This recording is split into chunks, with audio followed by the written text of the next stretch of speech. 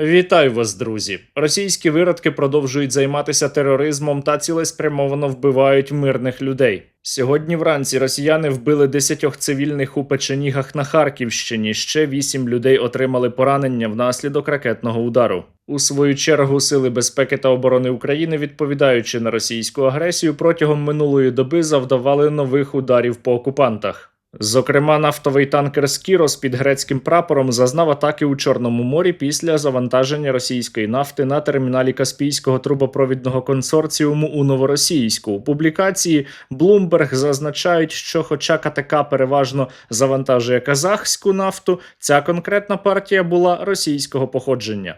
Проте я би не поспішав пов'язувати оцю атаку із українською армією, тому що зовсім нещодавно моряк Владімір Путін погрожував європейським країнам, що Росія буде атакувати їхні судна, а танкер був під грецьким прапором.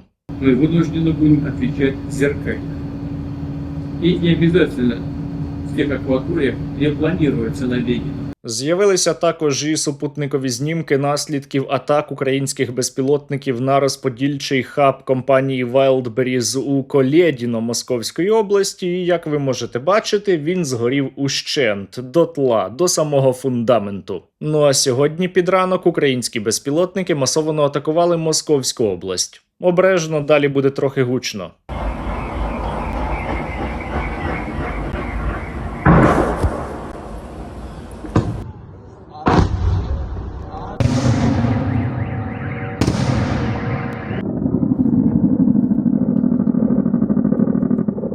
Відомо, що внаслідок роботи російської системи протиповітряної оборони, яка атакувала мирні безпілотники, котрі летіли по своїх справах, у росіян виникло чимало пожеж.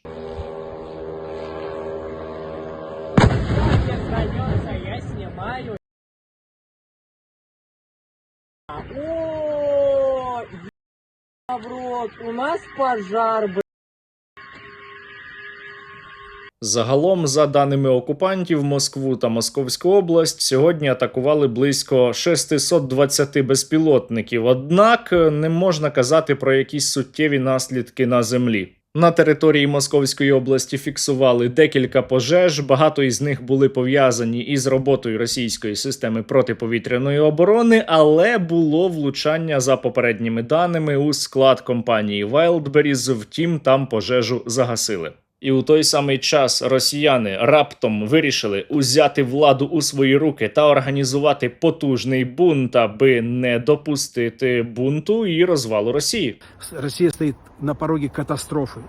Гражданская война вот в 17-м году, в 18-м году, когда началась, это покажется просто детской шалостью.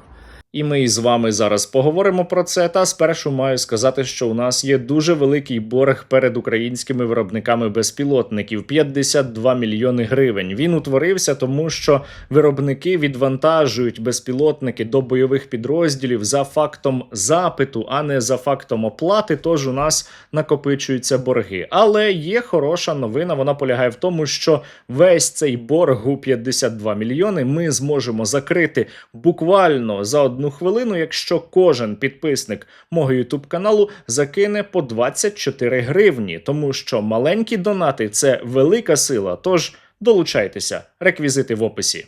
Не забувайте, що найменший внесок, найменший донат, кожна гривня, яка вкладена в ці дрони, наближає нас до перемоги. І ще, дорогі друзі, зараз практично неможливо у сучасній комунікації обійтися без англійської мови. Я особисто почав посилено її вивчати знову від початку цього року, тому що доводиться багато спілкуватися із іноземцями, і хочу вам порекомендувати школу вивчення англійської Cambridge.ua. Школа вивчення англійської Cambridge.ua вже понад 17 років навчає дорослих та дітей і має високі стандарти якості освіти, що засвідчено ліцензією Кембриджського університету. У Cambridge.ua допоможуть підібрати програму навчання під ваші цілі. Можна покращувати загальний рівень англійської або ж прокачати спікінг. До слова, саме зараз відкривається багато нових груп і ви матимете найбільший вибір програм і розкладів. А ще тут можна безоплатно перевірити свій рівень англійської. Тож переходьте за посиланням в описі або скануйте QR-код. До речі, Cambridge.ua – це іще і соціально відповідальний бізнес, тому що компанія вже 12 років разом із автосервісом «Всюди хід» долучається до благодійних ініціатив, підтримує Сили безпеки та оборони України, допомагає нашому війську. Повага!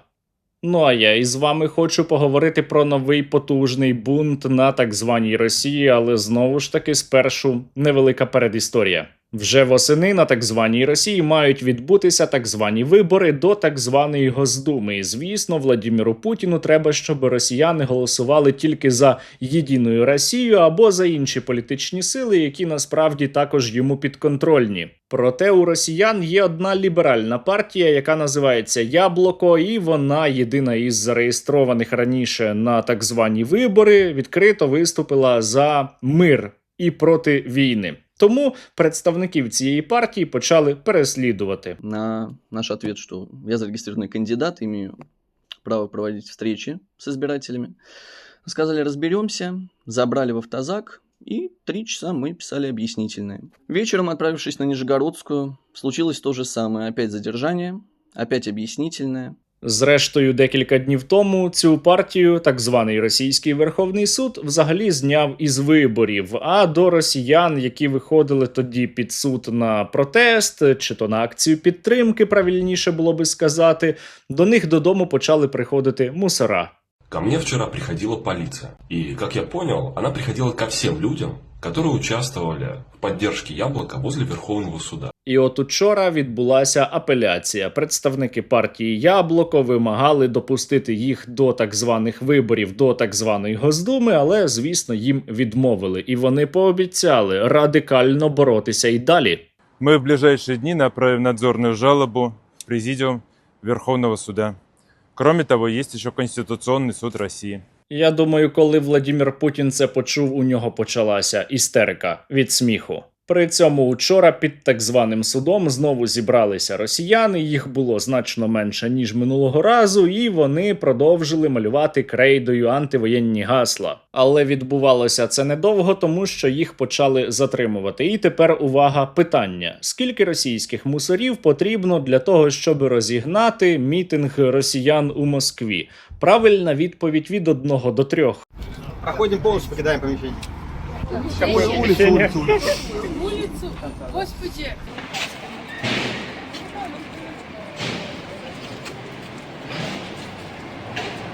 У іншому випадку 4 росіян відчайдушно протистояли одному російському мусору, але програли добровільно. Безосновательно задерживают людей, и это, видимо, будет происходить. А на каком основании его задерживают? Ну вот якобы проверка документов, и при этом очевидно, что просто выборочно подходит к людям. Та насправді для того, щоб розігнати будь-який російський мітинг, мусора взагалі не потрібні, тому що росіяни покірно, добровільно лізуть у автозак самостійно.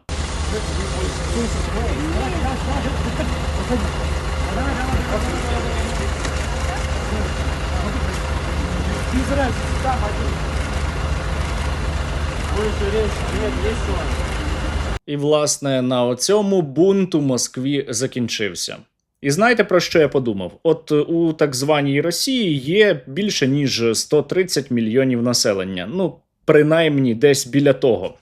І на оцю велику країну, на таку велику кількість населення, на протести, і то це протестами я б навіть не називав, вийшли буквально кілька десятків осіб. І все. Причому там практично не було представників старшого покоління. Взагалі. Хочу добавить? Да. Это наш дом, это наша страна, и мы должны иметь возможность говорить, выходить. Ну, я не призываю, но мы должны иметь такую возможность, чтобы она у нас была.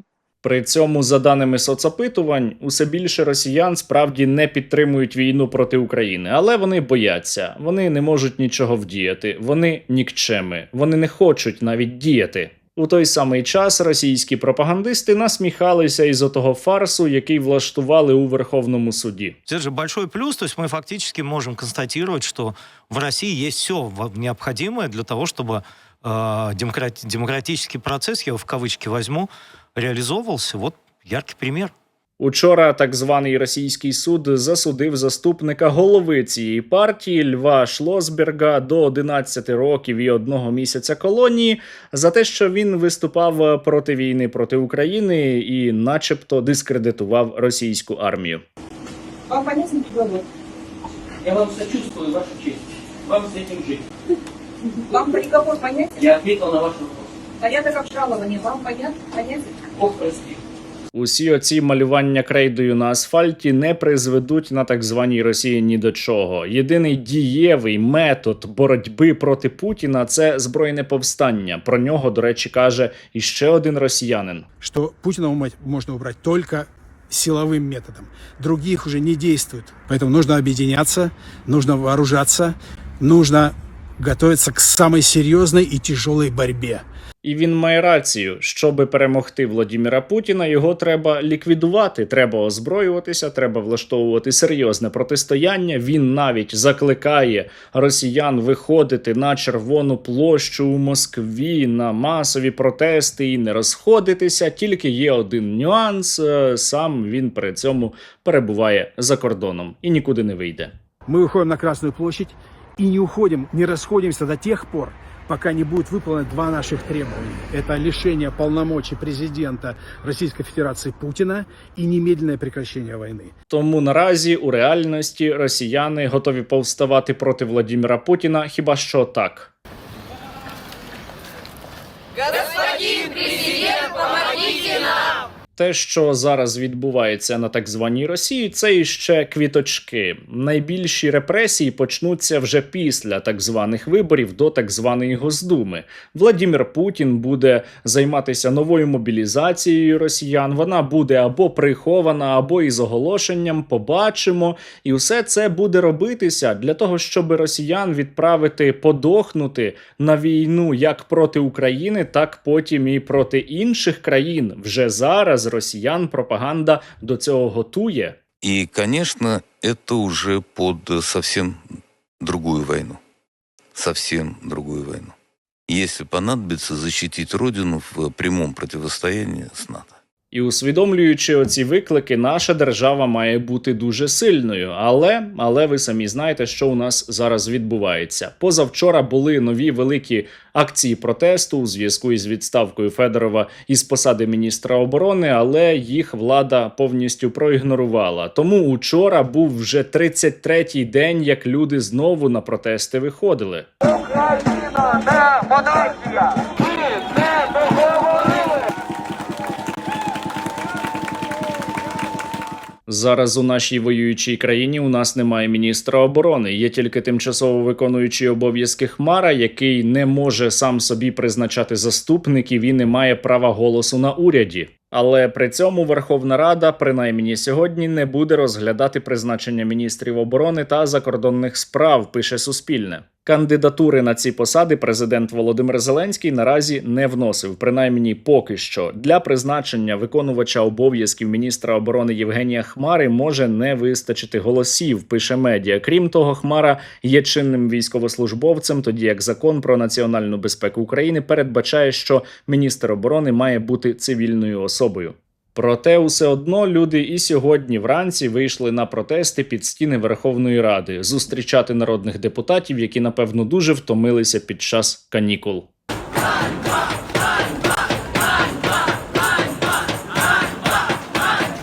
Можливо, сьогодні або завтра президент України внесе таки кандидатуру міністра оборони, але це не точно, побачимо. А тим часом сили спеціальних операцій звільнили ще один населений пункт. На Олександрівському напрямку оператори 3-го полку сил спеціальних операцій у взаємодії з одним із центрів психологічних операцій ССО провели комплексну операцію зі звільнення населеного пункту Іскра. 30 військовослужбовців Російської Федерації при цьому здалися у полон. До речі, наша спільнота досить багато допомагає воїнам 3-го полку сил спеціальних операцій із безпілотниками. Я дякую вам за те, що ви постійно донатите.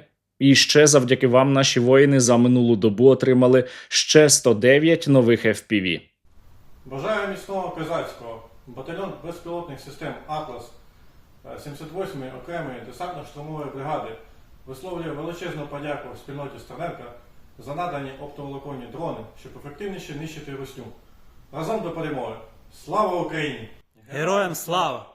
Ми, бійці батальйону безпілотних систем «Шершні-Довбуша», висловлюємо подяку спільноті благодійного фонду Стерненка за надані ці FPV-дрони на оптоволокні.